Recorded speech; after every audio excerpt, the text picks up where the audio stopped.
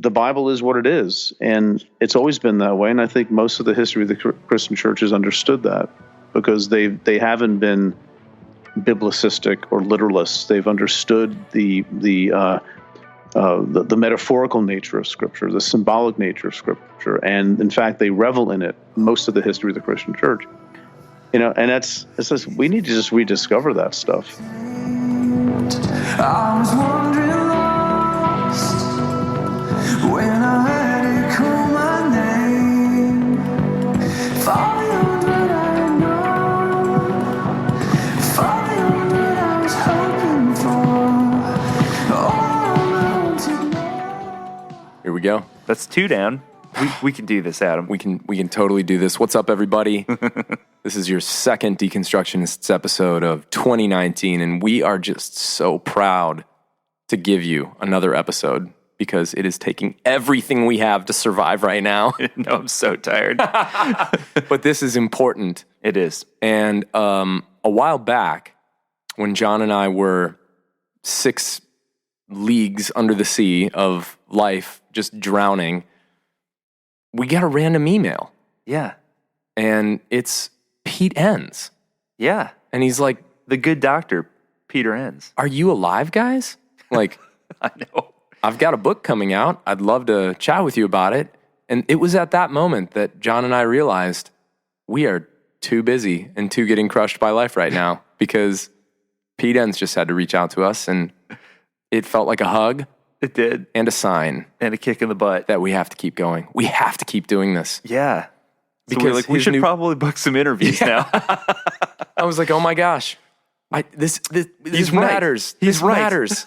This matters. We have to get Pete Enns on, because this book is awesome. Oh, it's so good. It's so good. And we get to talk about it with him, so we won't get too far into it right here. But, something that I don't think we get to in the interview that I thought was just so dope from this book is he talks about how, this book's obviously all about the Bible, and, in traditional Pete Enns style, it's full of great sarcasm, tongue-in-cheek, just so funny. Which just sets everybody at ease, because we're often just way too rigid and serious about this stuff. Like, we've got to be so spiritual and so holy. So that's why I actually think that Pete's sarcasm, his East Coast, New Jersey sarcasm, is probably God-ordained sarcasm. I think it might be. Because it actually puts people at ease and brings people back down to the ground, and we can actually talk about this like human beings, because that's what we are. So in the book, the one quote that I just love that we didn't get to in the interview, so I had to do it here, is like he says that we can't appeal to the Bible as this unchanging standard that so many people want to appeal to it as, because it, quote,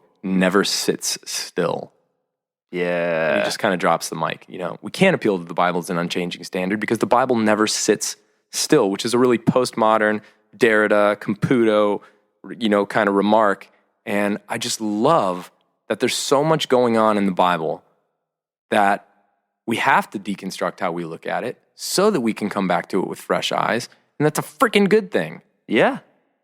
Yeah. And God, I remember when I finally was like, you know what, I should probably start reading books for these podcast interviews. And so, of course, I was excited to dig into this one. When this one arrived, it's got great cover art, too, by the way. It really does have great cover art. And a great subtitle, which we talk about in the interview. Best subtitle. But it's just, as you said, it's just a really accessible book on this very heavy topic.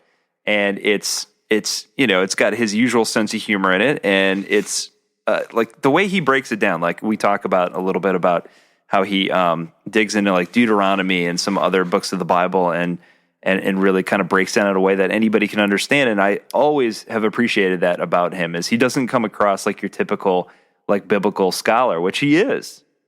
It's so good. Yeah. He really, that is his gift. And Jared Baez does a great job with him. So if you're new to this podcast, we interviewed Dr. Peter Enns about 2 years ago. I can't remember exactly what episode what it was, but it was called The Sin of Certainty, and that's a really great book that you should go grab. We unpack a little bit of that in this episode, but that'll give you his history and his bio and a whole lot more frame of reference with this. And he's got a great podcast called The Bible for Normal People. And this was the quickest, oh my gosh, 50-minute conversation. Yeah. it was like, 45 minutes into this conversation, we had to keep it to about 50 minutes, and I looked over at you, and I'm like, oh my gosh, dude, it's almost over. Like, I feel And like we're done. Just started talking. Yeah. So, I mean, this is a great place to start, but absolutely go get this book, How the Bible Actually Works. Yep.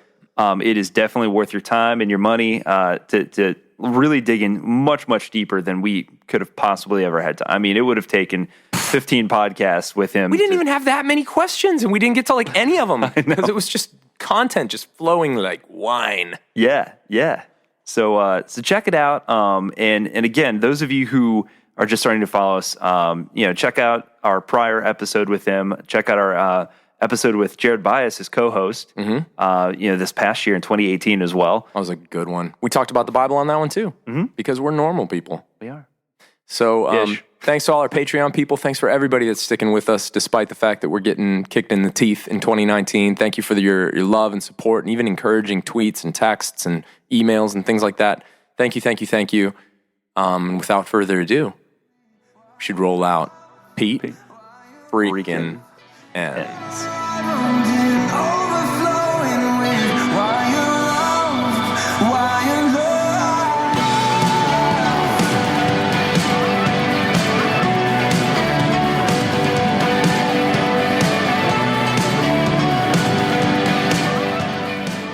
All right, well, it's a big day for us here in 2019. We've brought back a heavy hitter, Pete freaking Enns. Thank you so much for being back on the Deconstructionist podcast. I've noticed something, guys. Like, it's uncanny. It's absolutely uncanny, but it's like almost all, if not all, of your guests have the same middle name. I think that's the common thread. That's why we invite all of them on. Yeah, it's amazing. That's how you pick your guests. We just reference people. That's right. Go to the phone book or That's something. it. Yeah, okay. I have no idea how that started, but it just became a thing. Yes. And we can't. It certainly is. Yeah, I don't know. We're going to be like 50 years old still saying freaking. I know. It has posed a real problem, though, when we've had guests on who already have three names. So, Yeah. Right. We just leave it out in those cases. But a lot has happened since then. First and foremost, you now have a podcast. Last time we talked, you did not. That's right. I guess as we're recording this, our first episode was 2 years ago. We're in the third season now. And the first episode was a little bit more than 2 years ago. Holy cow. Wow. Is that how long since I've been on? Holy smokes. It doesn't seem like That's probably it. true. No, because that was, the sin of certainty was, I think, the last thing we talked about. And that came out in like April of 16. Wow. So it was sometime, that year. And our podcast, we started in 17. Yeah. So it's weird. Time flies when you're It's having weird fun. how time just keeps going in the same direction. That's right. It's amazing. Stop. And we're always stunned that, oh my God, it's not the same year it was 2 years ago. How can that be? That makes no sense, right? So, But is it going in the same direction? I mean, is it? Yeah. We don't know. for all practical purposes, it is. Yes. Yeah. Because eventually I die, which means that's proof that time is kind of a certain direction. No need to get metaphysical about this, guys. The gray hair in my beard is enough for me to know that time has continued to move. So, right. Just trying to throw us all for a loop to break the ice here. that's right. So Pete, you've got lots of stuff going on. You've got a new book. We're going to talk about that. Yeah. If people want to hear a little bit more about what you're doing, from your history and your background and, other stuff, definitely check out the Bible for Normal People, get on PeteEnns.com and all that kind of stuff. But I thought I'd kick this off with something a little bit personal, and that'll kind of go into the book that we're going to talk about today. So a while back, the Gospel Coalition, which is an organization that, if you don't know, listeners out there, a lot of evangelical superpowers put together like this organization that tells us kind of what to do and what to read. And there's a lot of blog posts and conferences and a lot of white guys saying a lot of stuff.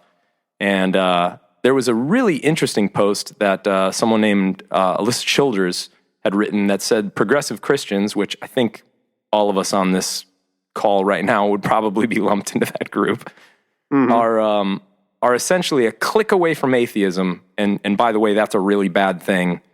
And, there was a lot of backlash, and I don't even know why I read the article in the first place, but I did. And man, a lot of things kind of got stirred up about how unhealthy is deconstruction and progressive Christianity. And you had responded to that both on your blog and you had a one-off episode on the Bible for Normal People podcast where you really talked through that in what I thought was a really loving, helpful way. And I was wondering if we could just touch base on what's going on there in that whole microcosm with, what's going on in the article that the Gospel Coalition wrote and your response. And I think it'll be a great place for us to kick off this episode to talk about your new book, because I think it fits right in. Okay, yeah, sure. I guess there are probably, many different ways of breaking down, what's happening in that subculture, so to speak. And just in my opinion, what I see is what seems to be a complete lack of awareness that the Christian tradition is very broad, and it's much broader than any one tradition will allow. And one thing that it's very broad about is the nature of the Bible. There's simply no question about that. You just, look at the history of how people have looked at the Bible, and basically they're not modern, postmodernist kind of inerrantists. In other words, things that developed in the 19th and 20th centuries. A lot of people think that's sort of normal ways of looking at the Bible. Sort of a propositional way. There are statements and you just do what it says. What I call, playfully a rule book view of the Bible, or a Christian owner's manual, or cookbook view. Just follow the directions and you're good. And it is much more complicated than that. But there's there really is a stunning self-confidence among some, not everybody, but among some, about, well, basically, we know we're right. Now let's talk. Yeah. And this is a problem for me because I think things are much more complicated. And so I just felt that the piece that Alyssa did was both rather typical and really disappointing at the same time. And I just felt that, there are people who have questions. I was asked a lot of questions about that, which is really what prompted me to respond in some way. And since I was named, not as much as I'd like to, just why can't I be the worst bad guy once in a while? Why do and Enns, come on, just guys, make me it. I missed that. John and I were just hoping we would get named because it would just be such a phenomenal free piece of PR. Yeah. Wouldn't it though? I would have paid cash money. I keep telling people, you're helping me sell books. You realize that, okay? Fine. Yeah. But so, and I guess in terms of what's going on there, it is a lot of what I talked about in the sin of certainty to begin with. That we are absolutely certain how all this God business works, and we're absolutely certain how the Bible works. And if you don't see it that way, yeah, you're a Christian, sort of. But it's only a matter of time before you slide down the slippery slope to atheism or agnostic beliefs or whatever, and don't say we didn't warn you. So there's a well-known tendency among some, and I think I don't mind mentioning the Gospel Coalition is well known for this, of being belligerent, and that's not a negative for them. That's a positive. Belligerent doesn't mean you hate other people, even though it can come across like that occasionally. Belligerent means we're here to fight. It's as simple as that. We're here to defend the gospel for the rest of you who don't get it. Yeah. And I felt that the piece was so just from beginning to end baked into the piece were, I think, fairly basic misunderstandings of the nature of Christian thought, of Christian history, of the nature of the Bible, that are assumed to be true, and that I felt let's take this apart a little bit, and at least for anything, I'm not going to try to convince anybody there, but for other people reading who say, maybe there is another way of thinking about this, and that might be life-giving to them, and not sort of a pressure to conform to ways of thinking that are, at the end of the day, I think completely untenable. So I did it. You did. And it was wonderful. It really was. To me personally, I mean, I listened to that episode of the Bible for Normal People, as I listen to all episodes of the Bible for Normal People. Good man. And it just really helped. It gave me such good, I think, healthy language to step back and just say, no, it's okay. Because I think a lot of people that end up listening to a podcast like mine or yours is wondering if it's okay. Am I okay? Is this okay? Oh, right. Yeah. I mean, that's a great point, because it's people who, let's say, have been in that world and are looking for a way out, but they keep getting sucked back in because it's a lot of fear. Like, what if I'm wrong and they're right? I'm going to hell. Mm-hmm. Right. So am I okay? Am I okay? But the funny thing is, I'm going to say this without reservation, you talk to most people in the world who are Christian, and they'll look at that mentality and they say, what are you, crazy? Yeah. Like, I don't even know what you're talking about. Yeah, like, what? These assumptions about, even if some of these things are worth debating or arguing about, the assumption that these are essential to the core nature of the Christian faith, that's something that would strike others as just nonsensical. I just don't understand why you're doing this. Yeah. Don't you realize you're sort of talking like Americans right now?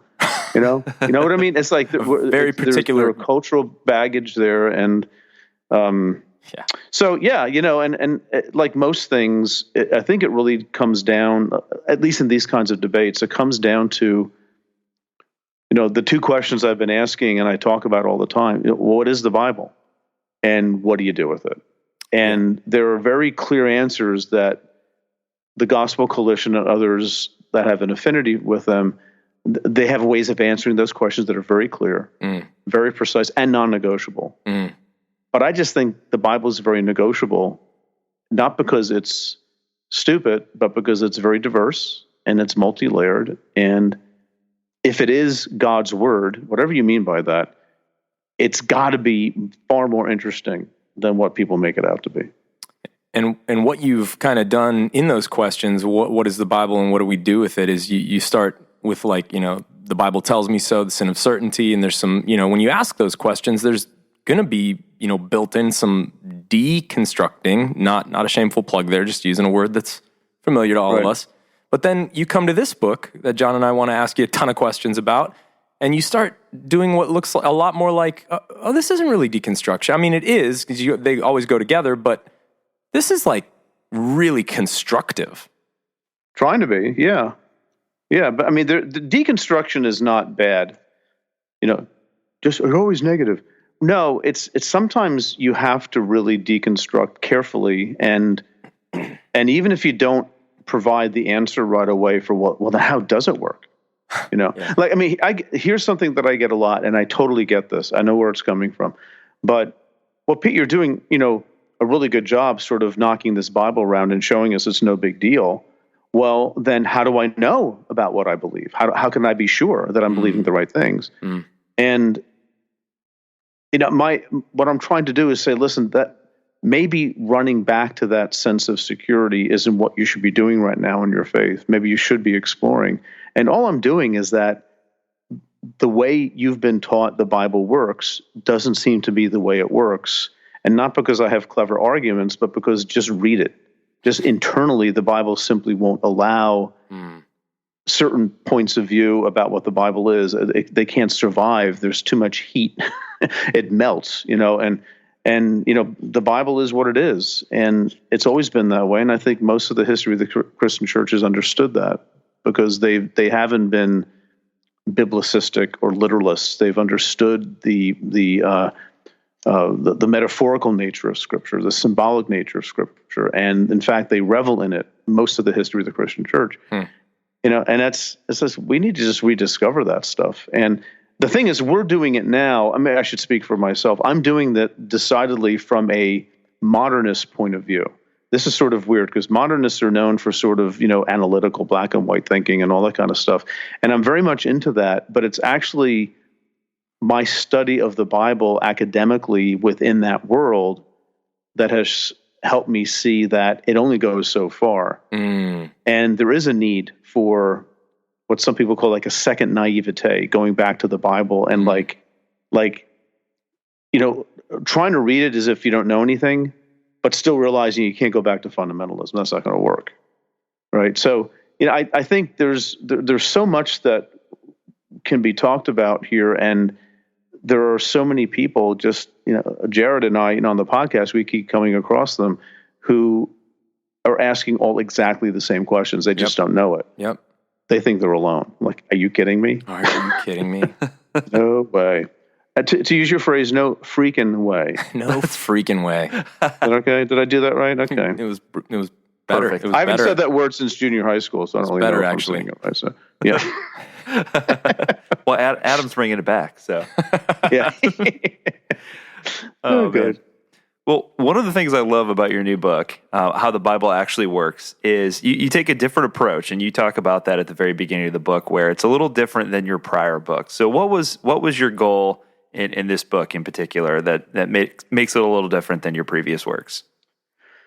Yeah, trying to say, listen, we need to talk about what the Bible isn't, but then at the end of the day, we do need to start talking more about what the Bible is. And that's really one of the main motivations for the book, because I really asked myself, deconstruction, especially when you're deconstructing somebody else, is easy. It's very, very easy to poke holes in any sort of a theological theory because they all have holes. Yep. If you know enough, you know where the holes are, and you can poke at them, you can explode them, you can make the thing disintegrate. So that's an easy thing to do, but a question that I keep coming back to and have been coming back to really since the Bible tells me so, and this is now 5 years ago, where I was being asked by people, okay, but what is the Bible? How does it work? What does it do? And enough of those kinds of questions got me thinking about to myself. I said, well, Pete, what do you think?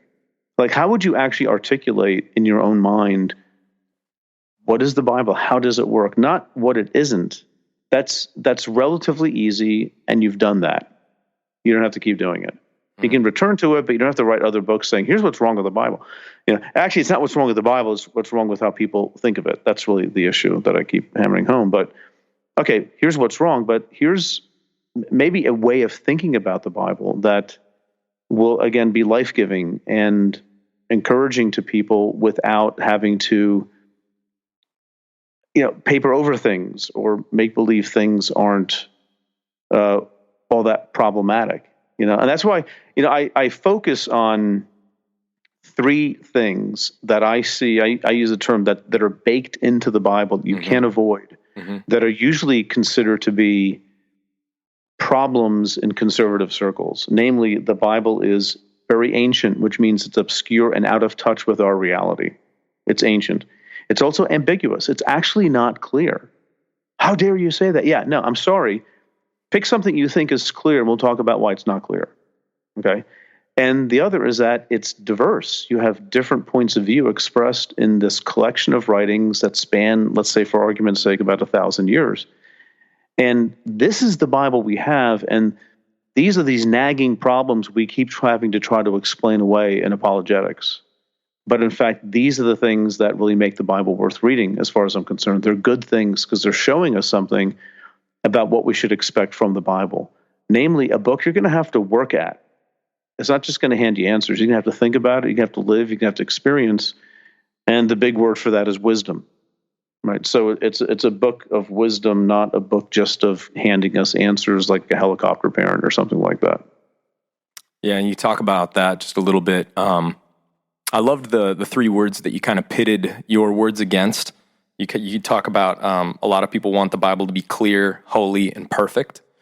Yeah, and how that just presents with a lot of problems that tend towards knowledge rather than wisdom. So I feel like just with the title of your book, How the Bible Actually Works, and then with the asterisks where it says, in which I explain how an ancient, ambiguous, and diverse book leads us to wisdom rather than answers, and why that's great news. Fantastic title. You really took all the work out of it. It's long. What I love Let me say something about the title, though. I mean, I keep... There are people in the world who I'm sure are nice people. They're great to their kids. They go to work. They pay their bills. They have absolutely no sense of humor at all. They're devoid of any sense of humor. And I've gotten so many comments like, I can't believe he thinks he's telling us how the Bible actually works. How dare he do that? He's so arrogant. I'm like, I'm not arrogant because I don't think I know how the Bible actually works. Okay, I could have titled this "How I Think the Bible Actually Works," but that's boring. Yeah. Right. So, how the Bible actually works, it's meant to goad and to get people interested into thinking about the topic. But my goodness gracious, Are I these mean, I think it becomes pretty clear in the book that I don't think I've cornered the market on knowledge about the Bible, but this is not a deep book. It's articulating things that, forgive me, I will argue to the end of my days, are patently obvious. The Bible's a messy book. It's ancient, it's ambiguous, it's diverse. It's a lot of other things too, and I say that, but it's also these things. And if you're going to engage it, you can't avoid these things. So let's talk about them. That's all. Are these and people, what do we come up with at the end of the day? are these people that have a slight issue with the book title the same people that probably give you a hard time about saying that your podcast is the only God-ordained podcast on the internet? The only God-ordained podcast on the internet. Yeah, and again, I've gotten the emails from probably the same people. You know, do you really think you're the only God-ordained podcast? What about all the other podcasts? Aren't they God-ordained too? And I'm like, dude, you missed my point. None of them are God-ordained. I'm just kidding. In fact, if you listen, I'm getting really snarky here. In fact, if you listen, you'll probably understand that what I'm trying to say is that none of these podcasts are God-ordained, even the ones who think they are, even if they don't say it. Right. Yeah. Right. No, So it's like, can we just shut up about all this stuff? Like, we're just having fun here and trying to learn and trying to understand and man, just, we don't have to hold on so tightly to this stuff. If God's real, we don't have to hold on that tightly. We're just trying. Pete, is it possible that reading an ancient, ambiguous, and diverse book for so long has made sarcasm your love language? No, I think growing up in New Jersey, Fair.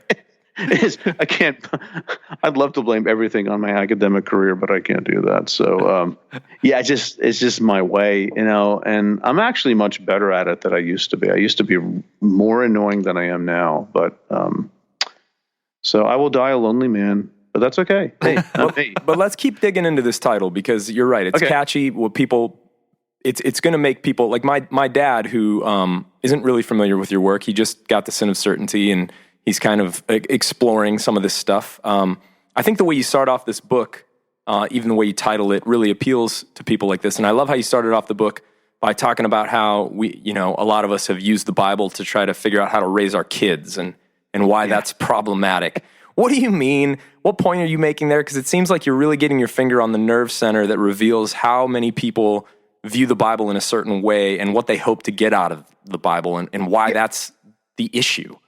Mm-hmm. Yeah, I mean, an early example in the book that I talk about is a chapter called "Screwing Up Your Kids Biblically."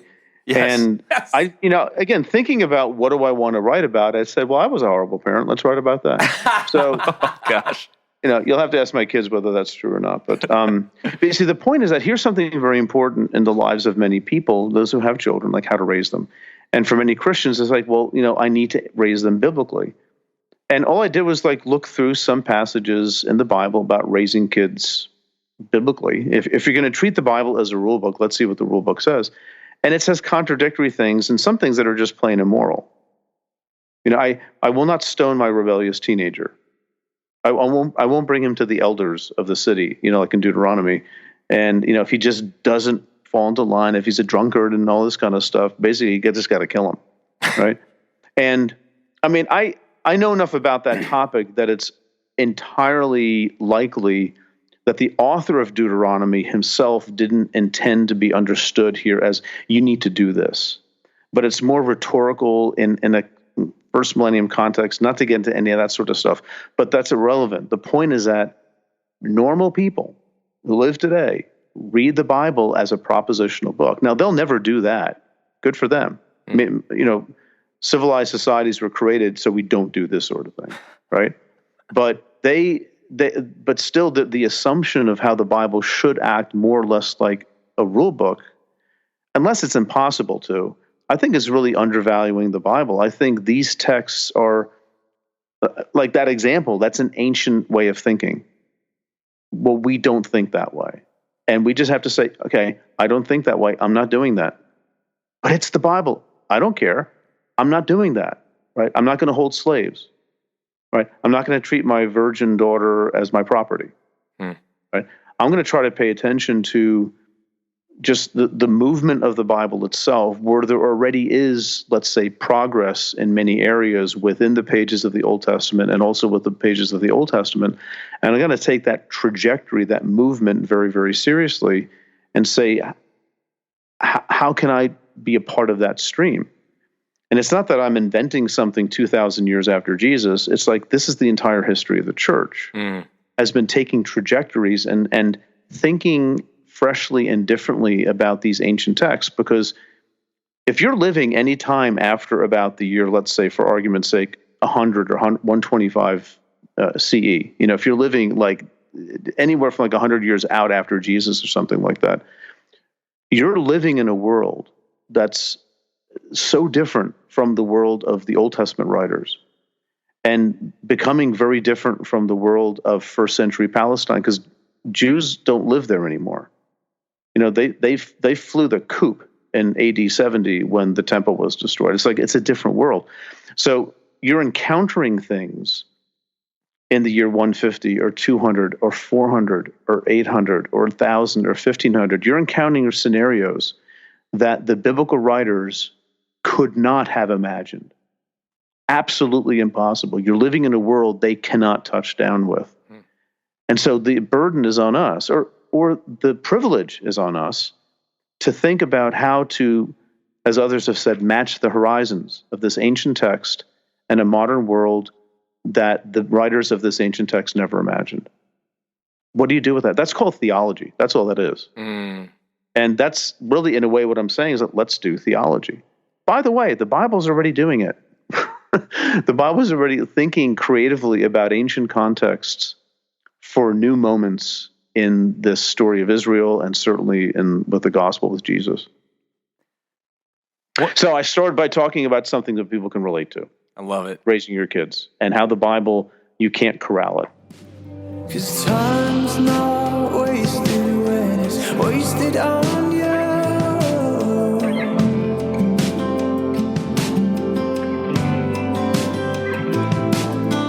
Every breath you'll be the one that I chose.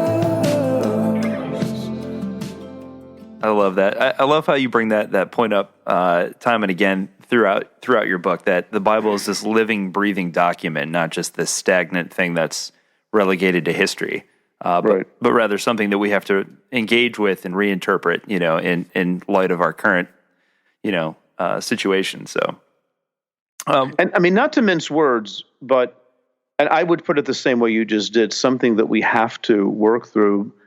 I want to try to get to be more conscious about saying something we get to work through.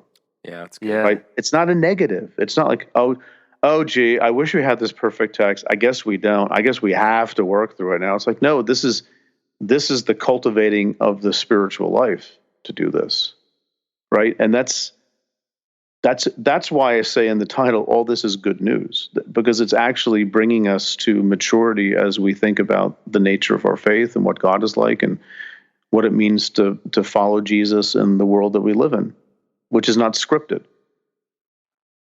I love it. So good, man. So one of the things I really want you to talk about is this thread throughout the book where you talk about the quest for wisdom and how the Bible is this book that puts us on that quest. But you talk about wisdom in a way, not in some sort of lofty, out of reach sort of way, but you make this distinction between how some view the Bible as a rule book and the idea that the Bible provides wisdom. So I would love for you to talk about that a little bit. Yeah, I mean, a rule book mentality, which is a bit of a caricature. I really don't know anybody who treats the Bible as a whole as a rule book, but pretty close, right? So a rule book is the assumption that this Bible is there to give us clear answers to questions we happen to ask. A wisdom approach to the Bible, which I think is wiser than a rule book view, is the idea that, well, no, we're always engaging the text, but we're also engaging our own context. There is no reading of the Bible apart from the world we live in. And the world we live in affects how we read it and how we understand it, what we get from it. Compare sermons today from sermons 1,000 years ago. right? They say different things about the Bible, though, because our humanity, our experience cannot be divorced from our task of doing theology. That's nonsensical to think that it can. That's good. And you're right away there. So you're engaging this text. You're looking to it to help cultivate wisdom, which is much more than, like I say in the book, it's more than reading the book. It's reading the moment that you're in. And how do these two things come together?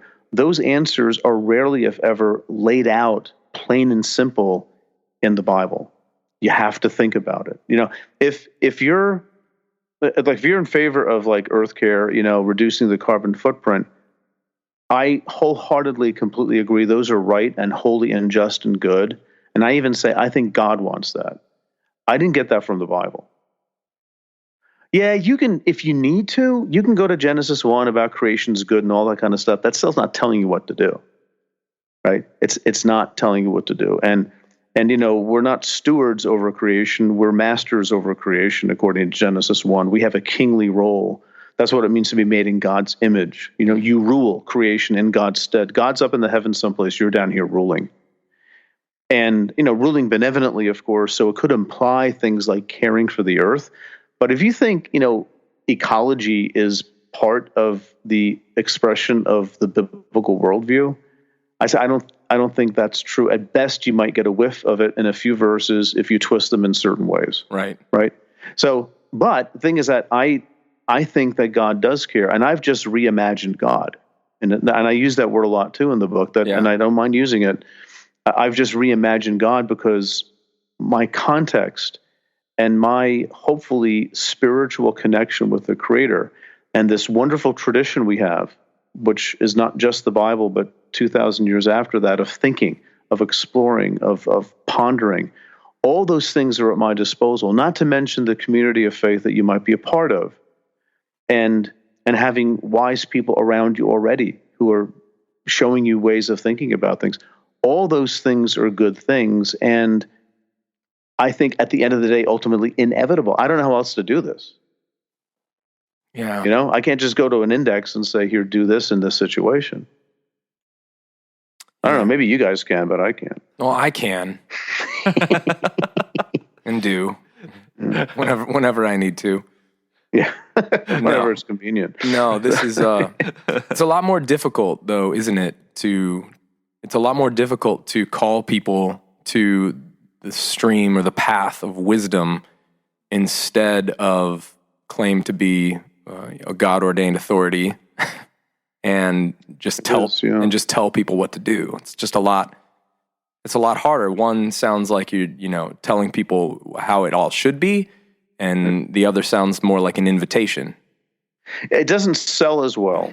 No. The invitation to journey and to have panic attacks and all that kind of stuff as you're going through it. Right. But another thing, I wonder if that sort of is passing away because, one thing, again, this is somewhat anecdotal, but I'm sure people have studied this sort of thing. But, when you think of young people like leaving the church, mm-hmm.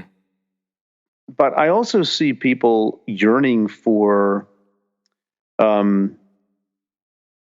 religious life that's not easy, that's supposed to be an investment. And not simply, well, here's a book, just follow it. What are you, an idiot? Can't you read? It says right here, don't do this or do this.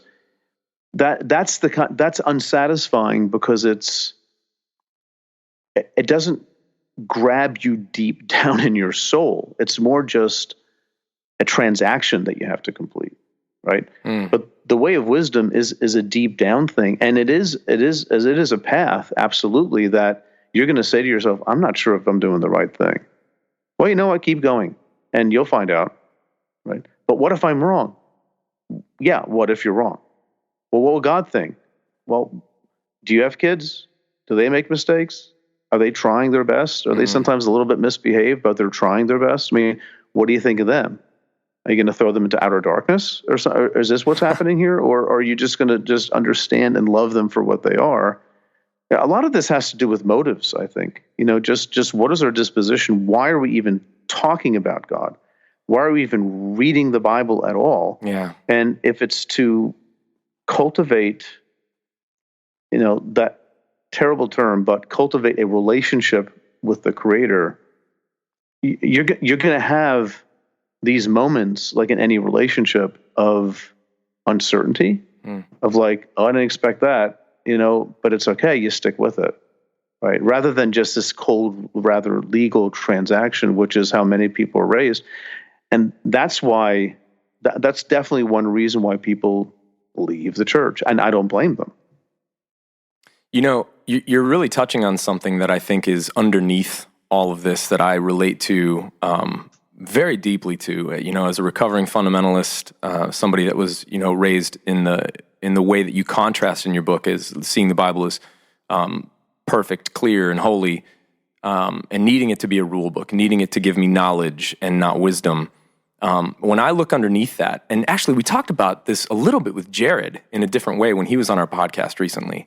Oh, tell me that so I can correct him. Yeah, well, that's why I bring this up. Oh, I hope he's listening. Anyway, okay, good. That's why I'm bringing this up. But what I realized about myself, and there were some things that he was saying that made me realize, I just keep realizing this over and over again, that underneath my need for the Bible to be clear, perfect, holy, underneath my need for knowledge and not wisdom, and why that's so attractive, and back to your other question, why that sells better, is because underneath all that, I was not convinced that God loved me no matter what. I was not convinced that I could not. I was always worried that there was judgment coming, that I was going to fail, that I was going to be, to borrow the phrase, extreme, but cast into outer darkness or whatever. There was a fear underneath all of it. And one of the things that you keep saying in your book is that what you experience is that you want to do this because you've experienced the God that's always with you, and that actually, gives you the power. Maybe that's not the right word, but the motivation, the freedom, joy to actually take part in this, and that is there's something different about that. Yeah, and I think that to me, really explains all of it because. To get down to another thing that you said in the book and get to a question here, you talk about this is a book on the Bible. It's titled to be a book about the Bible, but really it's a book about God. And why do we need a book about God? And, a book about God is actually just a book about asking the question, like, what does it mean to live well? Mm-hmm. And so just talk about that. Like 2019, the questions, who is God? What is God doing? How do those relate back to the question everybody's asking? What does it mean to live well? Yeah, I mean, that's a huge and important question. And I'm thinking here just how many hours it would take me to actually formulate something that I could live with here. But I think at the end of the day, really what we're after is, at least for people of faith, right? What is God like? And then what difference does that make really in how I live? Yeah. And not how you live in such a way that you're going to make sure God's not going to whack you. Right. But living in such a way that, as Christian friends of mine say, to be good world citizens and agents of redemption and agents of healing and things like that. And this is the thing. I mean, I teach college students, and I'm so sick to death of 18 to 22-year-olds. You have no idea. But anyway, no, I love you all terribly, blah, blah, blah. Okay. So, but the thing is that I can see the students, even including those who come from, let's say, more conservative backgrounds, I do think they're eager to ask bigger questions that many of them, not all, but many of them may not have been used to being able to discuss or ask in their ecclesiastical context. I think they are asking questions of meaning, of human meaning. I mean, here's an example.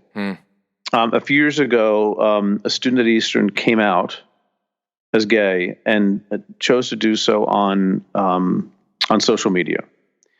And the comments, a very well-loved student, the comments from the students were so utterly supportive. Like 200-300 comments very quickly. Wow. We love you, this, that, we love you the way you are. This is so glad you said this. We support you, all that. And I'm reading some of these comments. I'm reading the names attached to them and saying, you believe the world's 6,000 years old. How can you Right. possibly? How can you how can you reconcile those things, right? But I'm glad that they're doing that, because see, for them, I think the question that is burning inside of them is, how can I be a person in this global community? And that starts with loving people unconditionally.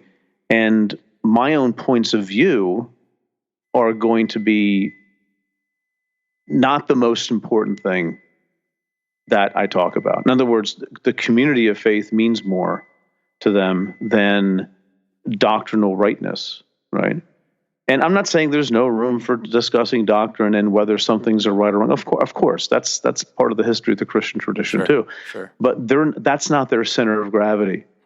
They're not fighting the 19th century heresies or anything. They're trying to say, how can I be, for our generation, a post 9/11, where we find ourselves siding more with Muslims than with Christians because of how they're treated in our own country, right? How can we just be, as simple as this, be better people? And the Christian language for that is, how can we be more conformed to the image of the crucified and risen Christ in the world we live in? That's it. Yeah. That's the question, and that's the question of meaning. And connected to that is, what is God like? Boom. And if you have a what I would call a really sub-Christian view of how the Bible works, you've derailed that question from the very beginning. You can't get to those bigger questions of meaning, because it's always about defending a point of view and making sure other people agree with you. And if they don't, like in the what we began this podcast with, right? If you don't agree with this, you're not really Christian. They're there. I know you're trying, but you're not really one of us. Yeah, I think that's, people don't have patience for that right now, and I'm frankly glad they don't have patience for that. Yeah. When the walls are pulling closer, every question steals an answer. I will hold on, anyway. You are bigger than this season, and even if it... Yeah, just thinking about what you just said, I think the other thing that a lot of folks like us who are kind of labeled, for better or for worse, as like progressive Christians or whatever current label we're given right now, is that we're also not, we don't take the Bible seriously. If you took the Bible seriously, and seriously always inevitably means literally almost always whatever form that takes, right? So yeah, I think one of the most important chapters of your book is where you dive into Deuteronomy, and you're talking about the formation of Deuteronomy, where you're providing evidence. You're saying, look, this is, the authors of the Bible were flexible and adapting and changing as time progressed. So I would love for you to talk about that a little bit, because I think it's so important. Yeah. Yeah, I mean, there's about Deuteronomy specifically, or about just anything, because that's a big topic in the book, that the Bible itself seems that the authors are flexible because the authors are engaging earlier traditions. I mean, just one quick example is that there's a slave law in Exodus that says Hebrew slaves, male slaves, have the right to go free in the 7th year. Female Hebrew slaves may not. Very adamant. Dang it. I know. Can you believe that? Well, Deuteronomy comes along, which is a later law code. It's later than Exodus, probably even centuries removed, according to critical biblical scholarship. It's not all coming from one person at one time. So in Deuteronomy, it's very adamant. It's like male and female Hebrew slaves can go free. They have the right to go free in the 7th year. And, most scholars say this is like an increased sense of humanitarianism at this point. Mm-hmm. But then you have Leviticus, which is probably even, a little later, or at least from a different kind of tribe of Israelites. But there it's like, you can't have Hebrew slaves at all. Wow. Because you were slaves in Egypt, right? So, I mean, those are on a literal level incompatible laws. So don't try to make them compatible. Learn from this about, like, what's our Bible doing? All 3 of these laws are claimed by the Torah to come from God to Moses on Mount Sinai. I mean, think about that. They're all claiming that, and yet they're incompatible, right? Because they're written by different Israelites at different times under different circumstances who have pondered different aspects of their own reality, and they are reimagining God as a result of that. Oh man. Now, some people will say, well, that's not, they're not reimagining anything. They're just it's progressive revelation. In other words, as time goes on, God is clearer, or God progresses in some ways. Well, yeah, again, I'm not sure if that really solves their problem, because you still have change. Like, why isn't God the same yesterday, today, and forever? Why is there change in God? Does God change his mind? Is that it? Or is God just giving you what you can handle? Whatever. Those are, okay, fine if you need to, explore those explanations. But for me, a much simpler explanation is that there are people trying to interpret and understand what it means to live in God's reality in their point in time. And they come up with different answers. Yeah. That's so good. That's the question right there. So we're running a little bit short on time here. So I've got 10 more questions that I'm not going to ask you. I just want you to know that I have them. But okay. The last question that I'm going to ask you is, because this is, again, personal for me. I've got a couple people that are near and dear to me that are kind of going through some of this destabilization, some shifting, asking some questions, realizing that, wow, this is shocking. This is, so what do you tell people who feel stuck, who feel uncomfortable, or perhaps even a little bit defensive because that, quote, answer book that's supposed to be clear and holy and perfect, which has formed their very identity, who they know themselves to be in this world, is being challenged. And they can, I mean, you make a lot of sense in the book, man. You make a lot of sense on your podcast. A lot of these, you're just going where the questions take you, and that's easy for people to follow, especially normal people. Mm-hmm. Nicely done, Adam. Sorry, that was just too easy. It was just too easy. But what ends up happening, it's to some people that are near and dear to me right now that are experiencing this, is this destabilization really challenges their identity and can start to produce some depression, some anxiety, their identity, who they used to be, how they used to relate to their friends, their family, the world is now being threatened. What do you say to those people? How do you help them with that? Yeah, I mean, probably the first thing I'd say is I understand, and so have a bazillion people in the course of human history who have been struggling with the same thing. I wonder what they said in the first century when Paul said, for Gentiles to be full-fledged children of Abraham, the men don't have to be circumcised, and they don't have to eat kosher. You can if you want to, but you don't have to. Man, how would people have? Okay, how are you going to look to your family if you're a Jew following Jesus and your family's not there, and you say, and I don't think circumcision is as central anymore as our tradition has had it. Well, that's destabilizing, right? I think the gospel's been destabilizing since the beginning. And then I can hear people say now, but you don't understand. No, my life's really unraveling. I was like, no, I do understand. This is what happens sometimes, right? This is, the growth comes through pain. And I don't say that glibly. No. Or, easily. I mean, I really understand it. I'm around it all the time. And it's part of my life too, maybe for different reasons than for others. But this is the path of, we're used to thinking of things in a certain way. That's only human. But part of this Christian path is also dying to yourself. And that includes what you think. Not that, especially that.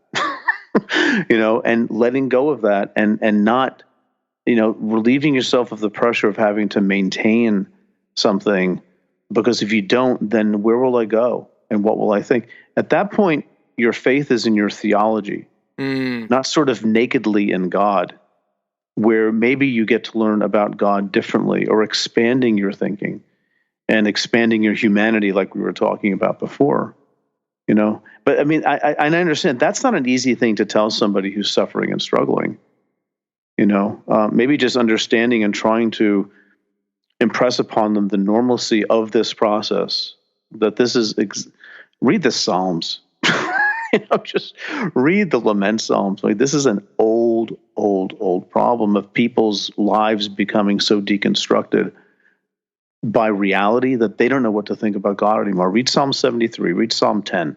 Those are two places to start. Read Psalm 88, 89. 88, yeah. These are people thinking like, okay, I got this Yahweh thing. Holy crap. What's going on here? Nothing makes sense anymore. Oh, so good. You know what I mean? So it's just, it's in other words, I want to introduce the normalcy of this process that they've been told their whole lives they have to be afraid of. You can be uncomfortable. You probably should be, as we all should be. But it's not the end of the world. What if God likes you? Wow.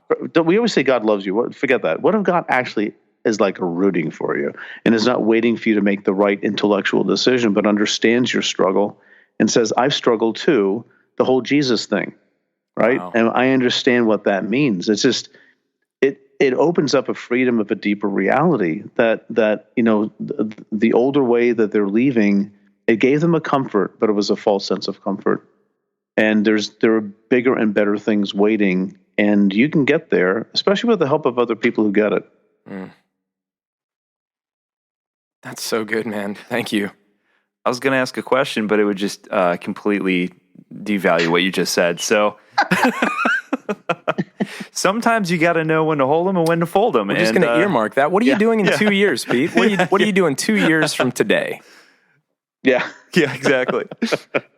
We'll all be a little older, and we'll still be saying freaking, probably. Oh, we will. If I had to guess. 100%. Oh, man. Well, I think I think there's no better way to end it. Thank you so much. This book is amazing. People go out and get it. How the Bible Actually Works. It's an easy to read book for something that's tackling such dense subject matter, and it's of course the thing that I appreciate most about you. It's also really funny. So yeah, it's a great book. Pete, hey, thanks for making some time. Yeah, thanks, Adam. Thanks, John. Appreciate it. Good to some be old with you. friends tonight. Yep. Thanks, man. Later.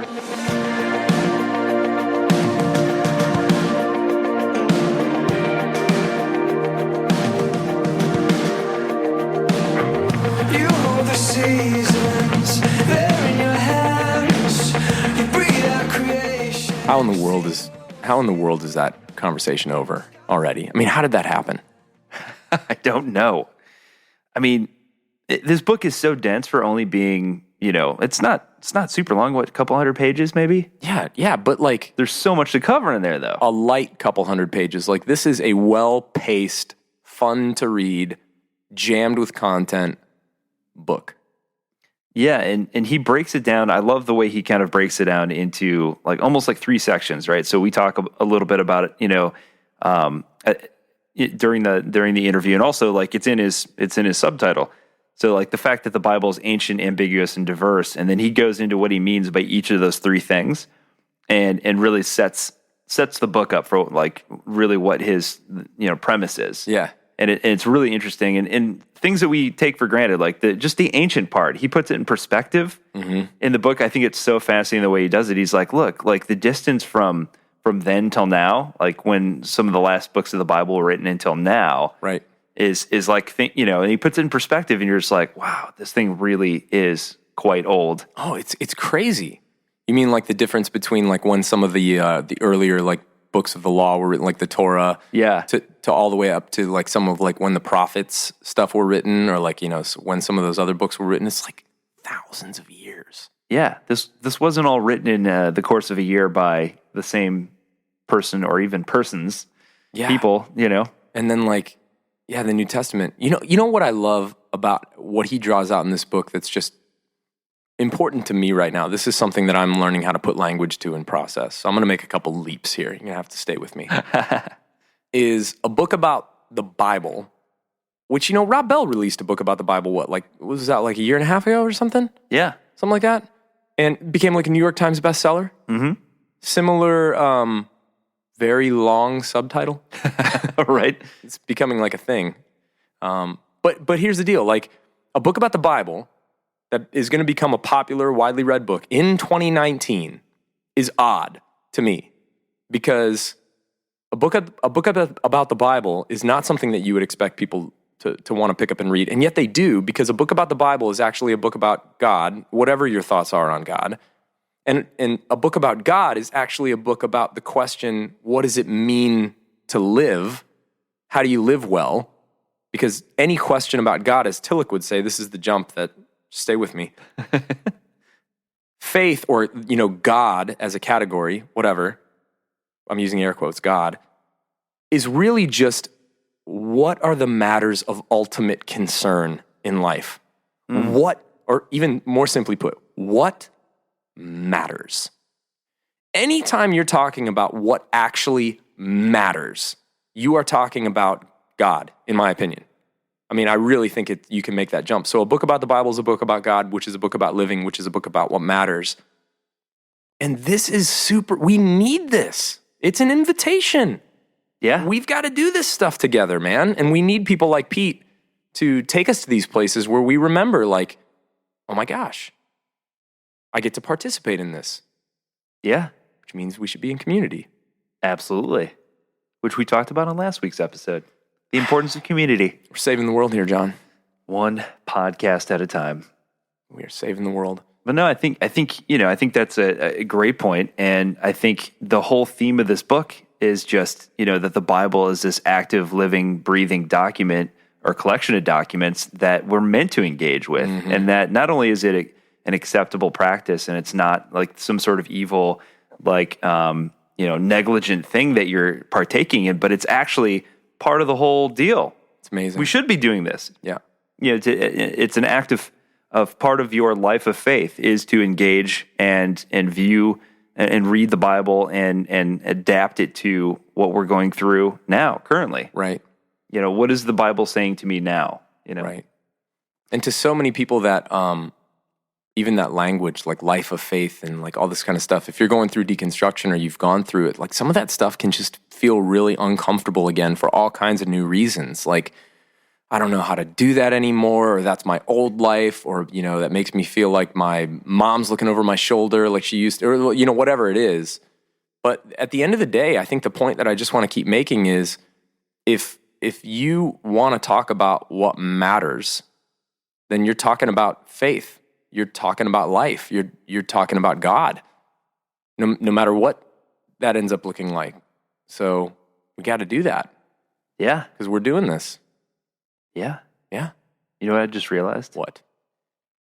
In a week from when this podcast is airing, so you guys are listening to us right now, a week from now, Adam and I will be in England. Together.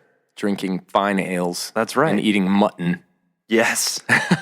Mutton chops and haggis, and which I like to refer to as the Scottish hot dog. I'm sorry. That's just kind of, yeah. It's going to be super fun.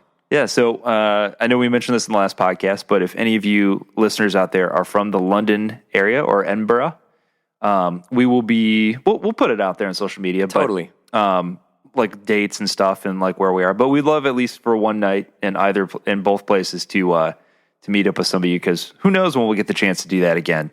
Right. This is my birthday gift to myself, my early birthday gift, and you only have one of these. Yeah. Happy birthday to you. I don't look it though. See, that's not at all. That's what I got going for me. No, you don't. I'm gonna shave right before we go, so I look even more youthful. You can't shave your Scottish beard before you go to Scotland. That's a fair point. I won't let it happen. I will not allow it. I'd banish all shaving. So anyway, yeah. So come out and meet up with us. We'll put it out on social media, on the Twitters and the whatever else. I would love to give you guys a big American hug. Yes, I'm an extrovert. They're better. Fair warning. They're better. I will say that. American-made hugs are. Remember when I asked NT Wright for a hug? Yeah, and he kind of looked at you like, and he was like, I don't know. I think, and then it was just happening before he knew it. I think once he was in the hug, he was like, dude, it's nice. It's safe here. He was so down. Yeah. I felt safe. I know. How can you not? Oh, good times. I'm obviously tired. We both are. We're rambling. But we are happy to be back. Yes. And whoever the musical guest is this week, because I just don't have the ability or capacity to think that far ahead, find them in the show notes, and please go support them. Follow us on Spotify, our playlist on Spotify, where we update it every new episode. We update with the musical guest from that week. So go check it out there. Go support them. Support us on Patreon if you feel so inclined. We do have a book club where every month we send you out a book that may or may not be from a guest. Sometimes it is, sometimes it isn't. Sometimes whatever we're reading. Yeah. So check it out. There's a bunch of other packages you can sign up for. Or if you just want to support us, like if the financial aspect is not something you can do, that's totally fine. Just tell your friends about us. Yeah. That's more than enough love. Start a conversation. Tell us about it. Give us a 5-star review on Apple Podcasts. That helps too. That is super helpful. Yes. Helps other people find us. So, all right. Well, we love you guys. Thanks for hanging with us in 2019, which will always be known to us as the year that we almost died. It's true. We almost found out all the answers to everything we've been doing for 3 years. Oh man. It's just, it's really cool to just get to do this and to be in your ears right now, all you listeners out there, and be a part of your lives. So, hopefully you're doing well. Hopefully, deconstruction, reconstruction is going well for you. If it isn't, you're not alone. Get in some community, reach out to us if you need to. And, for now, Yeah. we are your hosts. I'm Adam Narlock. I'm John Williamson. Keep deconstructing.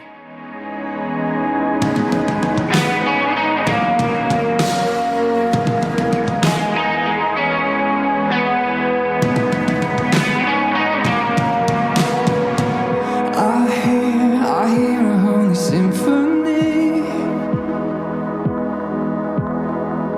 It's reimagine who I thought you'd be. Hymns of love that you've been singing over me. The notes unfolding who you are. Cathedrals can hold your heart. Your passion outshining a billion stars. Love that reaches further. Time and space are not a barrier. No chasm could tear you and I apart. No cathedral couldn't hold your heart.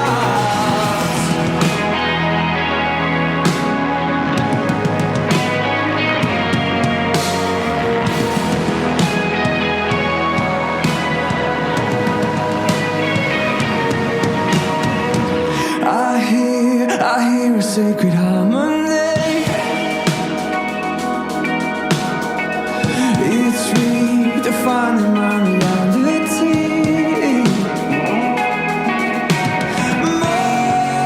More than stained glass stories, not just history. Your words speak wonder to my soul. Cathedrals can hold your heart. Your passion that's shining a billion stars. Love that reaches further. Time and space are not a barrier. No chasm could tear you and I apart. And the cathedral couldn't hold your heart.